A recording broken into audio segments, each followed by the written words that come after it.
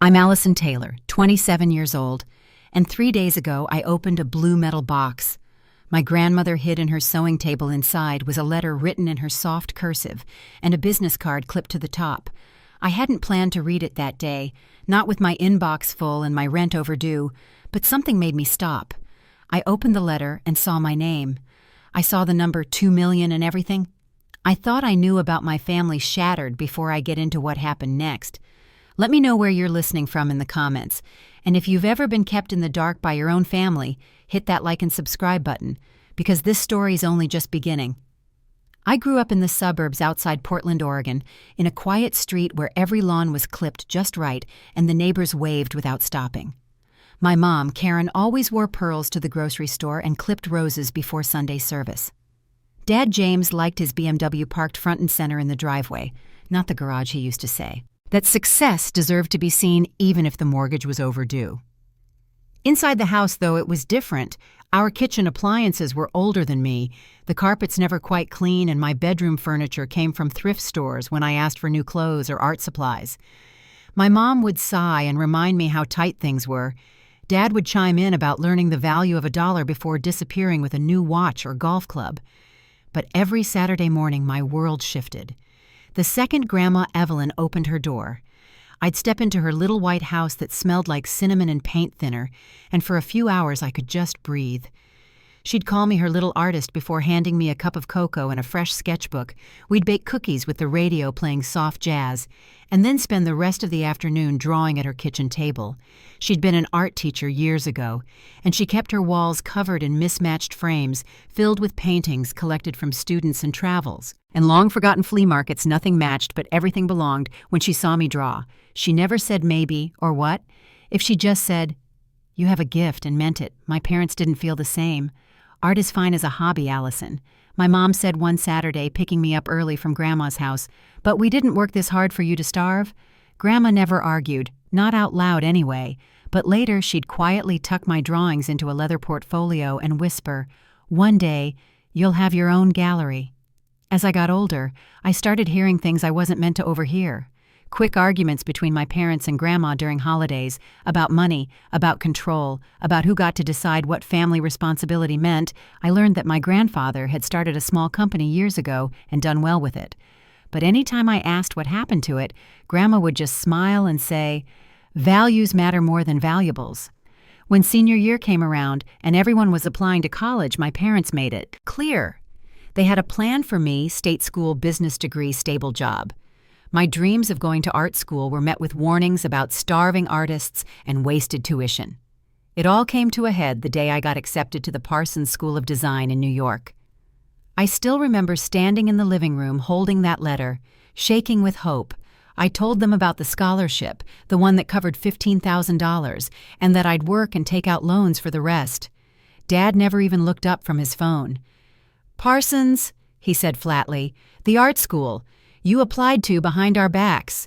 Mom put down her magazine and crossed her arms. "Allison, New York is expensive. This is reckless." When I asked if they'd help with anything, Dad just said, "If you go down this path, you're on your own." That night, I cried into my pillow. The next morning, I called Grandma. She didn't ask questions. She just said, "Come for dinner and wear something warm that night." Grandma made pot roast with mashed potatoes and green beans the way she used to when I was little. She set the table with her good china, folded the cloth napkins, and lit a small candle between us. She didn't ask questions while we ate, just passed the butter and smiled gently when I said thank you. After dinner, we sat by the window, and I told her everything, what the school offered, what my parents said, and how scared I felt about giving up the chance.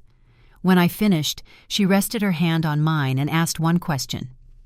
If I could go without worrying about the money, would I still want it? I nodded before I could think twice. She told me she had a savings account, just enough to cover that first year. Maybe a little more if we stretched it, she said. Art mattered, and so did I. That fall, I packed everything I owned into 2 suitcases and boarded a plane for New York City. My parents drove me to the airport. They didn't hug me goodbye. They didn't ask for updates. They just reminded me not to call if things fell apart. New York was exactly what I thought it would be, and nothing like I'd imagined. My dorm room was barely the size of my childhood closet and loud. All the time, the sidewalk smelled like rain and street carts, and every person seemed to have somewhere more important to be than the person beside them. Still, I loved it, even when it was hard. Even when I was tired, I picked up shifts at a coffee shop before class, shelved books in the library during breaks, and worked at a diner on the weekends. Even with all 3 jobs, I barely scraped by. Art supplies were expensive. Rent drained everything. The cafeteria food felt like a luxury. Most days, I ate instant oatmeal and called it dinner. Grandma called every Sunday afternoon. She'd ask how classes were going and what I was drawing. She never asked about money, but I think she knew once she mailed me a care package with socks, some granola bars, and a $20 bill tucked inside a note that said, "Spend this on something warm by Christmas break." I'd lost weight. My jeans hung loose around my waist, my hands cracked from washing dishes at the diner when I stepped off the plane. Back home, my mom looked me over and said, "You're looking thin. Are you sick?" I told her. "No, just busy." She didn't press further at dinner. My father asked how I was paying for things. I said I was managing. He offered a half smile and said the business school offer was still open. My mom nodded, said I could transfer and start fresh. I didn't respond. I didn't want to argue that night. I heard them in the kitchen, voices low and sharp. "We know you gave her money, Mom," my father said.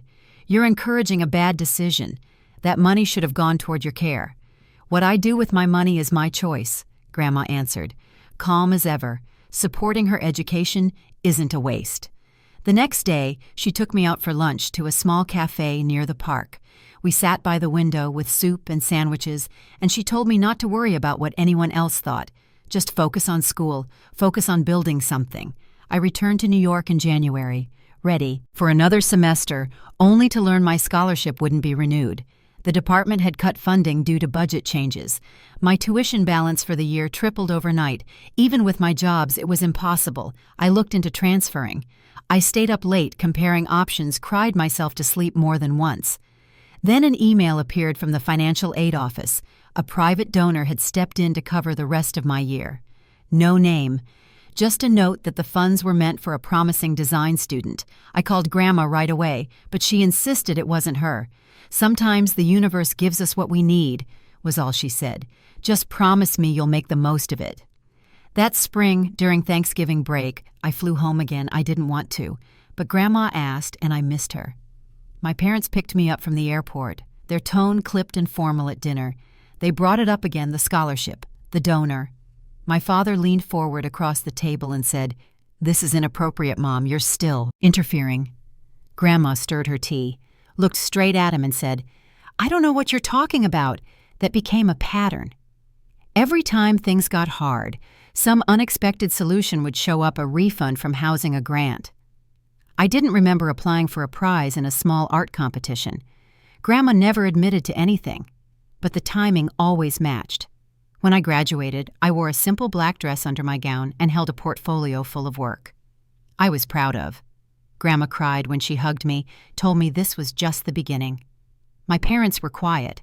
They came to the ceremony, sat stiffly during the speeches, and afterwards said, "Well, at least you finished after school." I found a tiny apartment in Brooklyn with 3 roommates. We shared one bathroom and kept our groceries in color-coded bins. I picked up freelance design work and kept pouring coffee to make rent. The jobs weren't steady, the clients weren't always kind. Some months I barely made it. Other months I fell short. My parents called now and then, mostly to ask if I'd finally thought about getting a business job. They said things like, "You're too smart to be struggling," or "We just want stability for you." Every call left me tired, but Grandma never wavered. She sent postcards with watercolor sketches she'd done and letters with little reminders to rest, to eat, to draw. Then one Tuesday morning, my phone rang. It was my mom, her voice thinner than I'd ever heard. She said Grandma had a stroke, that she was in the hospital and no one knew what came next. I dropped everything, bought the cheapest ticket home, and maxed out my card just to get on the flight. When I arrived, the hospital hallway smelled like bleach and nerves. My parents stood outside Grandma's room speaking to a doctor who looked weary from long days. "She's stable," he said, "but weak. She'll need help for a long time." My dad started looking up nursing homes before the doctor even walked away. My mom asked about listing the house, said it would help cover costs. I said, maybe she could recover at home, maybe with a nurse. My dad shook his head, said home care was expensive, said the house needed to go. When I finally stepped into Grandma's room, she looked so small. One side of her face was slack, but her eyes still found me, and she squeezed my hand. Days passed slowly. She could barely speak, but she listened when my parents brought up the nursing home. She tried to sit up. "No institution," she said slowly, her voice thick with effort. My dad started to argue, but I stepped in. I said she could come live with me. I'd take care of her. My parents stared, like I'd lost my mind in your apartment with 3 roommates. My mom asked. "I'll figure it out," I said, and when I looked at Grandma, she gave me the smallest nod I'd ever seen back in Brooklyn. We gave her my bedroom. I slept on the couch. My roommates helped set up a corner with a chair and lamp where she could read. We made it work. Days filled with doctor visits and exercises, nights with emails and design projects trying to keep bills paid. We lived like that for months. And somewhere in the quiet between therapy appointments and sketch deadlines, she started telling me things, pieces of our family history. I'd never known stories about my grandfather, about the company he built from nothing, how he sold it for more than anyone imagined. I asked where the money went. She looked at me with tired eyes and said, "There's more you need to know." Then she asked for things from her house, old photos, her journals, a wooden box in the desk. She was building something quietly, piece by piece, and I didn't understand yet what she was making. One night she reached for my hand, said something about a blue box in the sewing table, said to remember. Then she fell asleep. 3 days later, she was gone. The funeral was quiet except for the clinking of silverware at the reception.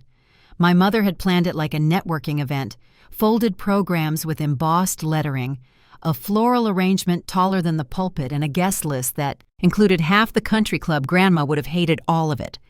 I stayed near the back after the service, watching familiar faces move from table to table. With plastic smiles, my father handed out business cards in the same room where I had said goodbye to the only person who ever truly saw me. My mother waited until the last guest left before turning to me. "We need to start clearing out the house this weekend," she said. "The realtor wants to list it by next month." "It's only been 3 days," I said quietly. "The hospice bed had barely been removed. We can't afford to wait."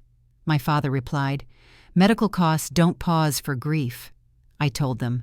I wanted to keep a few things: her recipe box, her art books, some of the small paintings she kept above the mantel. They exchanged a look. "We'll need to sell anything valuable to cover expenses."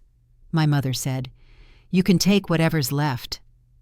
That Saturday, I pulled into Grandma's driveway and barely recognized the front room. Cardboard boxes lined the walls. The bookshelves were empty and her quilts folded into donation piles. Her easel was gone. I walked into the craft room, the one where we spent summers drawing with the windows open. It was bare. "What about her brushes?" I asked her. "Sketch pads already donated." My father said to the community center, "They were just collecting dust anyway." "You should have asked," I told him quietly. "We're her children." "Allison," my mother said, standing with her arms crossed, "you're just her granddaughter legally. Everything here belongs to us." "Is there even a will?" I asked. The words felt strange in my mouth. My father shrugged. "Nothing formal," he said, "and there's nothing to inherit anyway. Her care used up what was left." I didn't argue, not out loud. Instead, I walked the room slowly, gathering what I could.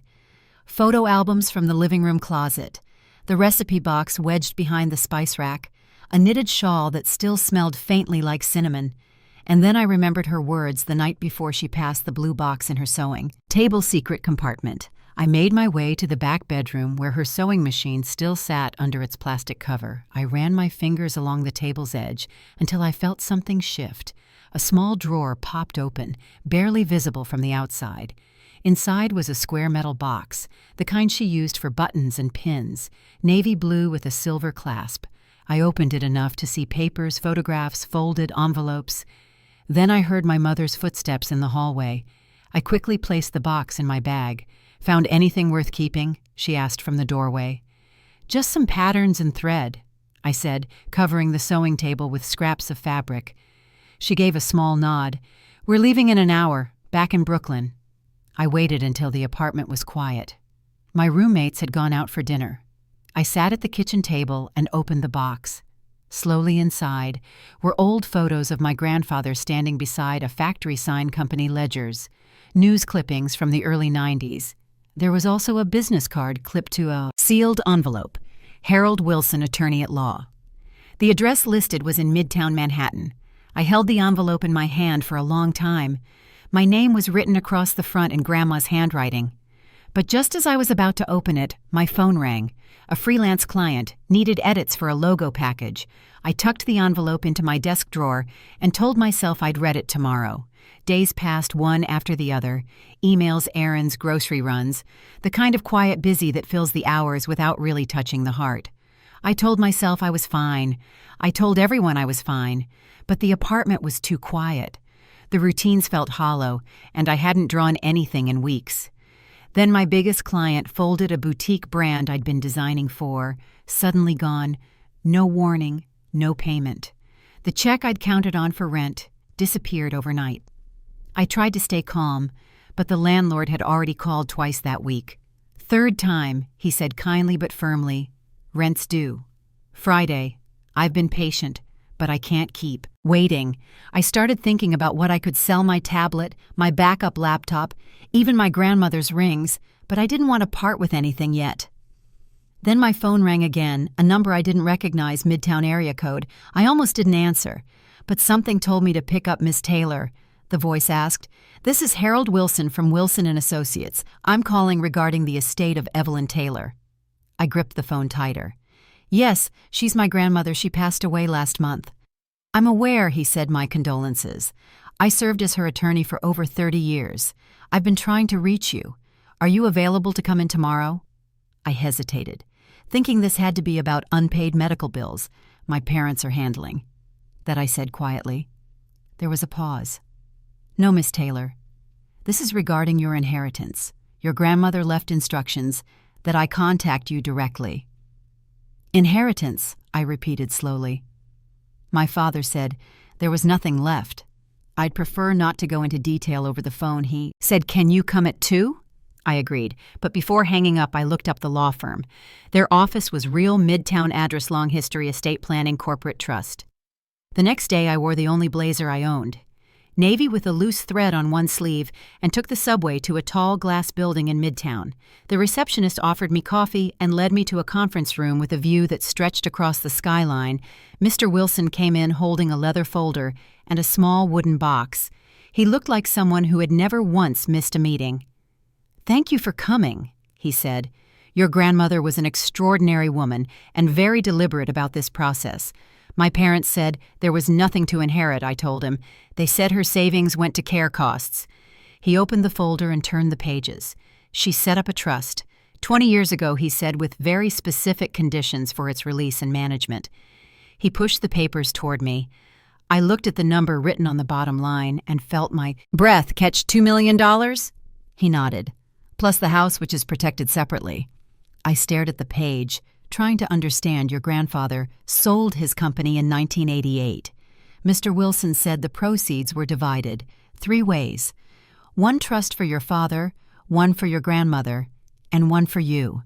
Your father received his share when he turned 30. $4 million. Your grandmother drew from hers over time, and yours was held. Until now." He handed me an envelope identical to the one I hadn't yet opened. "Your grandmother wanted you to receive this in person," he said. "It explains everything." I opened the envelope slowly, careful not to tear the corners. The pages inside were thick, cream-colored paper, folded once with my name written in her handwriting at the top. The first line told me she was gone, that if I was reading this, it meant she had trusted Mr. Wilson to carry out her wishes.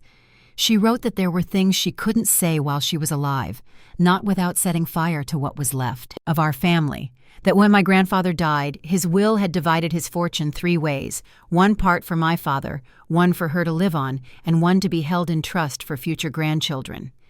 She wrote that my parents had received their share on my father's 30th birthday within 5 years. It was gone vacations, new cars, golf memberships.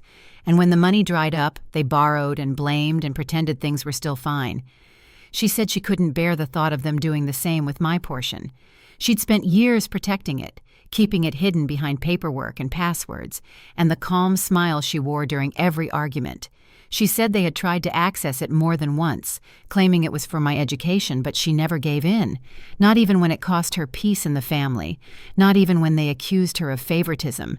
She said she believed in me and my discipline, and in the way I kept going, even when no one else understood what I was working toward. Half the trust would stay. Invested for 5 years before I could access it.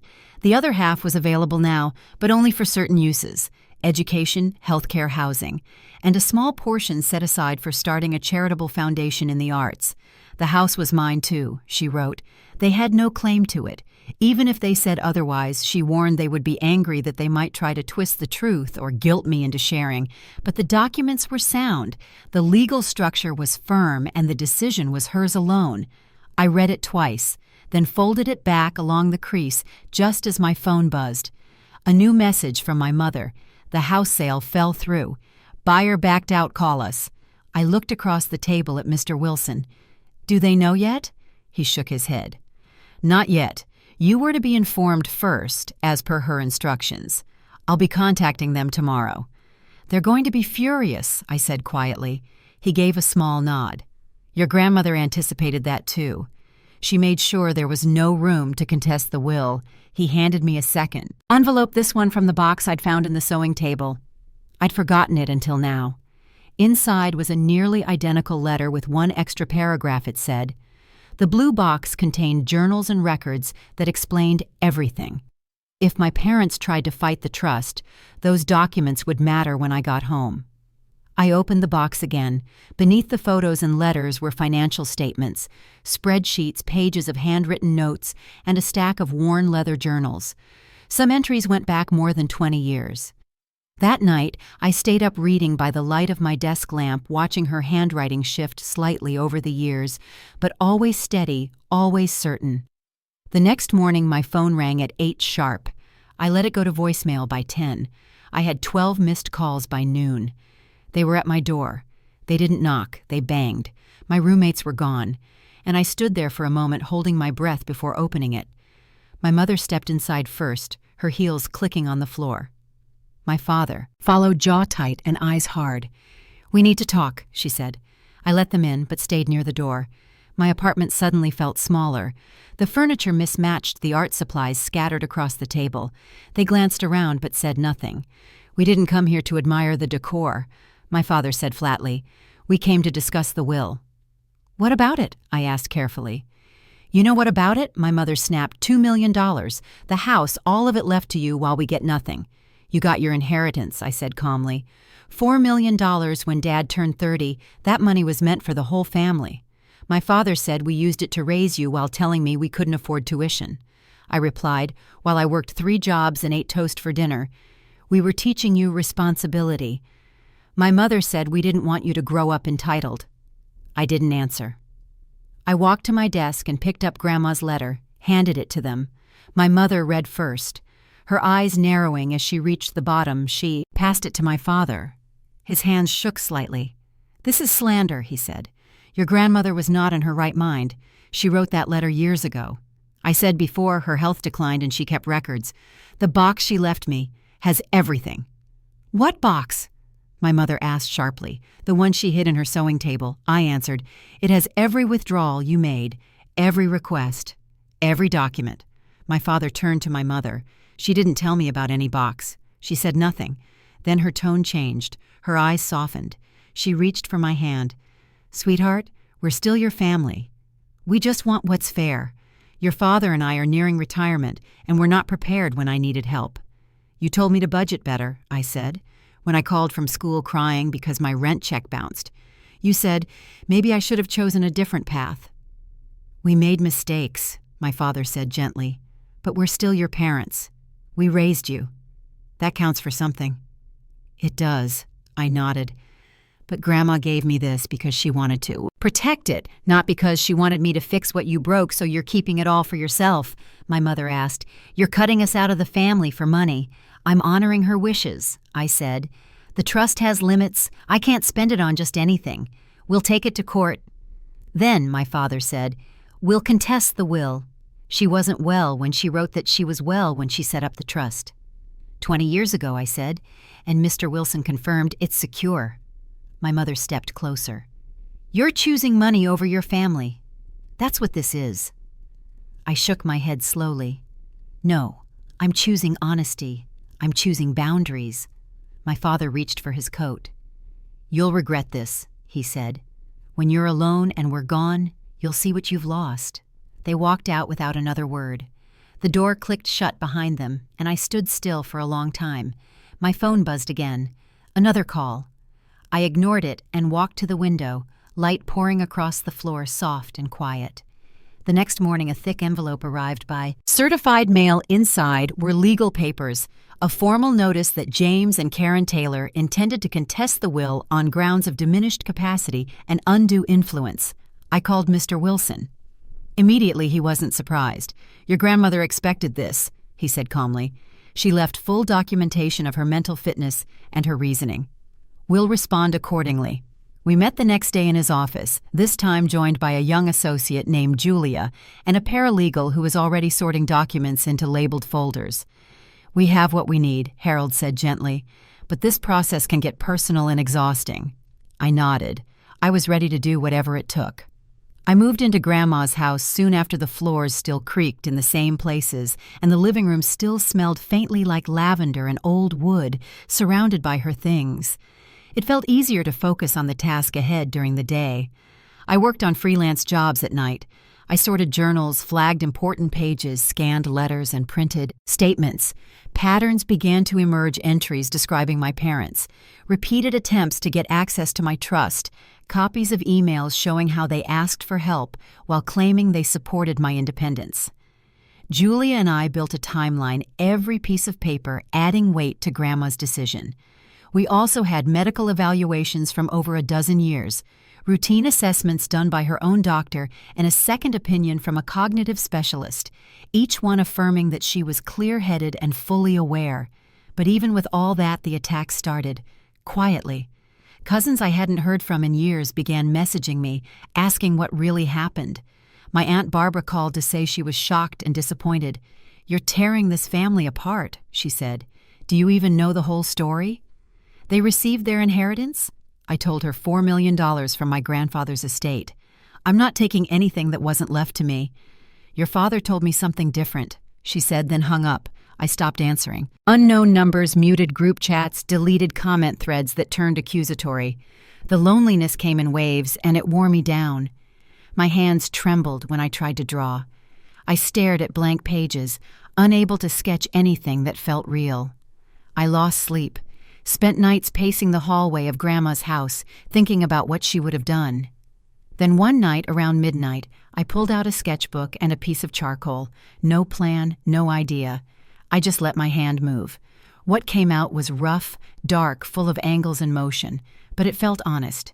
I kept going, filling pages with textures and shapes that made no logical sense, but held everything I was feeling. I worked through the night, and by morning the table was covered in drawings. It didn't fix the grief or the stress, but something inside me shifted from that point forward. I set aside a little time every day for it. Not for clients, not for class, just for me. Charcoal, watercolor, torn paper glued into layers. I didn't think about the outcome, just the rhythm. A week later, the doorbell rang. An older woman stood outside her coat dusted with rain. "You don't know me," she said. "I'm Mildred Johnson. I was your grandmother's friend for over 40 years. I stepped aside and invited her in. She moved slowly through the house, pausing to touch framed photos and handmade quilts. "Evelyn talked about you often," she said with a soft smile. "She was proud of the way you stood your ground." We sat at the kitchen table, and she told me stories about trips to Italy, a garden club that turned into a book club, and a painting group that met every third Thursday for years.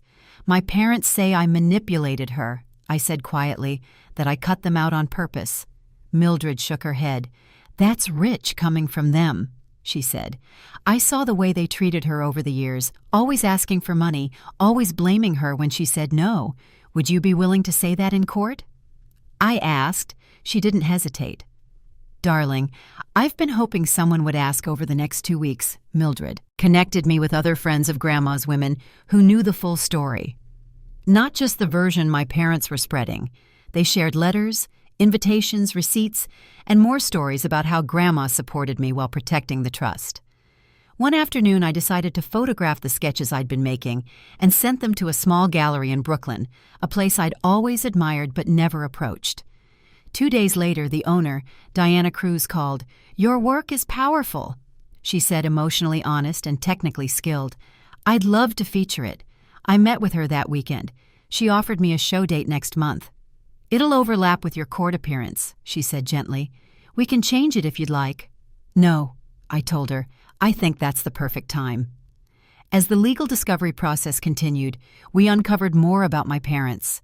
Credit reports showed they were tens of thousands in debt, despite appearances. Mortgage records showed they'd refinanced the house 3 times. My father had unpaid gambling balances. My mother had several credit cards under different names. During a deposition, they both admitted they'd received the original inheritance and spent it within 5 years. They also admitted to asking Grandma for money again multiple times, including for what they claimed was my benefit. The night before the final court date, Harold called with news. "Your parents want to settle," he said. "They'll drop the case if you agree to give them 25% of the trust." I sat down slowly. "That's still $500,000. "I know," he said. "Grandma left the decision up to you," she wrote in her instructions. "Allison will know the right path when the time comes." I didn't sleep much that night. I thought about everything. The house, the years of work, the nights. I cried myself to sleep over tuition. The months Grandma spent recovering in my apartment by morning. I had an answer. "We proceed." I told Harold no settlement. The courthouse lobby smelled like polished wood and old paper. I arrived early, changed into a dark dress and low heels. Diana had arranged for a car to take me straight from the gallery with a garment bag folded neatly in the back seat inside the courtroom. I sat beside Harold and Julia. A stack of documents spread out before us across the aisle. My parents sat with their attorney. My father avoided my eyes. My mother kept glancing toward the judge's bench. The proceedings moved quickly. Testimony was given. Documents were entered into record. Mildred took the stand first. She spoke clearly and without hesitation, describing years of friendship and the many times she witnessed my parents' pressure, Grandma for money. Other witnesses followed, women from the garden club, members of the arts board, each one offering steady stories of behavior my parents had hoped would stay hidden. My father's attorney argued that Grandma had been influenced, manipulated, weakened by age and illness. But the medical records told a different story. Regular cognitive assessments, clear handwriting dated. Years before her health declined, evaluations from licensed professionals, all pointing to the same conclusion: she was of sound mind when it came time for the judge to speak. He adjusted his glasses and looked at the room over the top of his file. "The court finds no evidence of undue influence or diminished capacity. The trust stands as written," he said, "and the contest is dismissed." My parents didn't react at first. Their attorney leaned in, whispering something. Neither of them responded. They stood quietly, gathered their papers, and walked out without looking back. I followed Harold and Julia into the hallway. The fluorescent lights felt too bright, too still. I waited for some rush of relief, but it didn't come. "Not right away, what now?" I asked Harold. "Now," he said gently, "you live your life the way your grandmother hoped you would." We stepped outside into the breeze, the car waiting at the curb. I changed clothes in the gallery's back room, where Diana handed me a cup of tea and helped me zip the back of my blouse. "You're ready," she said. "Everything else can wait." The gallery opening was quiet at first. A few early visitors wandered through, pausing in front of pieces without speaking.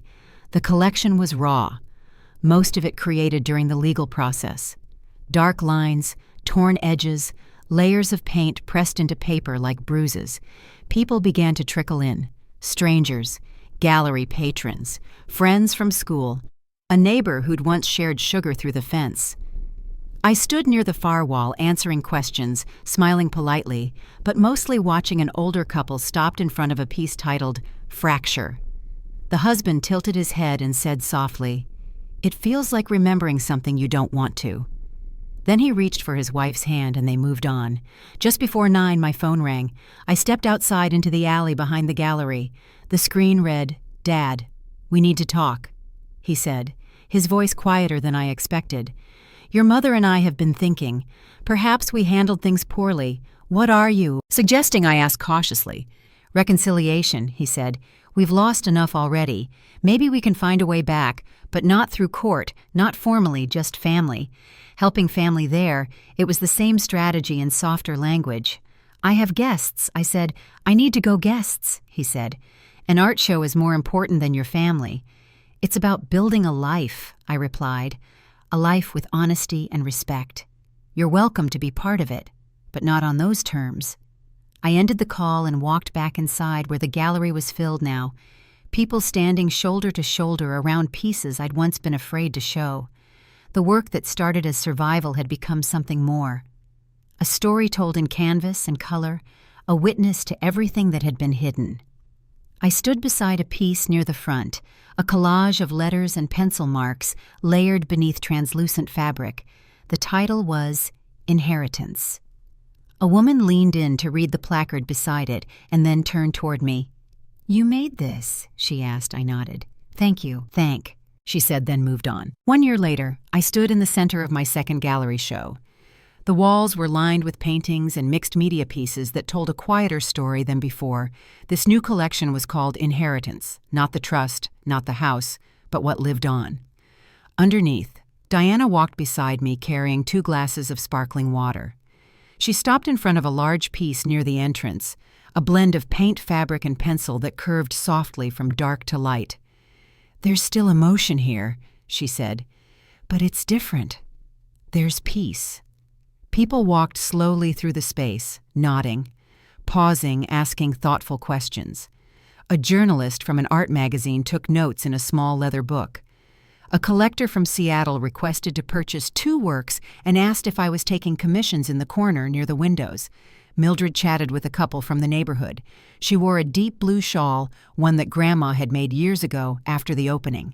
I returned to the apartment I now shared with no one. It was an old factory building converted into live workspaces. Tall ceilings, soft light plants hanging in every window. The studio took up most of the square footage. The bedroom was barely more than a nook, but it was mine. Above my desk hung a small painting of daisies, and beside it, one of Grandma's quilts folded neatly over a wooden chair. The space felt like her and me together, not in the past but in the now. Most of the trust remained untouched, invested as Grandma had planned. But I'd used a portion to buy this space and to start something new. Evelyn's vision, an arts foundation for students who couldn't afford classes or materials. The foundation covered tuition for 1 student each year, gave away free art kits to local schools, and funded after-school workshops in underserved neighborhoods. The first scholarship had gone to a high school junior named Jasmine. She loved sculpture and worked part-time at a grocery store to afford clay supplies. One afternoon, a letter arrived from her handwritten, with small, careful print. She enclosed photos of her work, a small stone piece shaped like a hand holding a pencil. I sat at the kitchen table, holding that letter, while the light faded from the windows, the paper still warm from my hands. Around that time, my friend Sophia was diagnosed with a rare illness. Her insurance refused to cover part of the treatment. Her family didn't have the means. I made a phone call, wrote a check. Without hesitation, she recovered. Within 6 months, went back to teaching art at the community center where we'd met. She sent me a photo of her students holding up their paintings with the caption, "Back where I belong." That same month, Nathan and I began spending more time together. We'd met at the center where he worked as an art therapist. Gentle, steady, always asking questions that lingered longer than the answers we started having. Coffee, then dinner, then evenings spent painting in silence, side by side. He never rushed anything, never tried to fix what wasn't his to fix. When I had bad nights, he stayed nearby without words, just presence. When I shared a hard memory, he listened without changing the subject. One evening we sat on the couch watching the rain tap against the windows. He set down his tea and said something I hadn't heard before. Healthy relationships aren't about pretending the past didn't happen. They're about making sure it doesn't control the present. The anniversary of Grandma's passing came quietly. No calls from my parents, no cards, just a gray morning and a steady chill in the air. I gathered wildflowers from the rooftop garden, wrapped them in a cloth napkin, and carried them down to the memorial plot behind the building, a small corner filled with herbs and perennials planted by residents. Over time, there in the corner under a stone engraved with her name, I placed the flowers and whispered, "I hope you see this back upstairs." I opened the wooden box I kept near my desk, the one with Grandma's letters tucked between pieces of fabric and old photos. I reached for the final envelope. The one marked for Allison read, "When you're ready." I broke the seal with careful fingers, unfolded the paper slowly. "My dearest Allison, if you're reading this, time has passed and you've faced the weight of what I left behind. I knew it would not be easy, but I also knew you would rise." She wrote that money changes very little, but it reveals much. She hoped I had used the trust as a tool, not a shield, and that I'd found people who valued truth more than appearance. She reminded me again that family is not built from obligation, but from care, respect, and love. She hoped I had found that, and if not yet, that I would continue to build it piece by piece. When I finished the letter, I sat still for a long time, not crying, just holding something that had waited patiently for me that weekend. I hosted a small dinner at the studio, just friends, the people who had shown up when it counted. Mildred brought a photo album I'd never seen filled with Polaroids of Grandma in her 20s, holding a paintbrush in one hand and a daisy in the other. Sophia brought her apple pie made from Grandma's recipe. Nathan arrived with bouquets of flowers wrapped in butcher paper. Everyone ate in the studio with the paintings around us, laughter carrying through the windows into the night. Later we climbed to the rooftop where we strung fairy lights and lit candles. Each person took a daisy home, a quiet, "Thank you for walking alongside me." Before bed I finished a new canvas, soft blues and deep golds layered beneath transparent paper at the center. A small blue box cracked open with light spilling from within. The title came easily. I wrote it in the corner before the paint dried, the real inheritance, with the final painting finished and the evening winding down. I stood at the window of my studio and looked out over the city lights, soft blue and gold from the canvas reflected in the glass behind me. The hum of laughter still drifted in from the hallway where my friends lingered over the last slices of apple pie. The past year had shifted everything in me.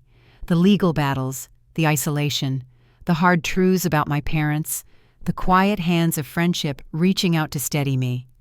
Every step had peeled away what wasn't real and left behind something simpler and stronger.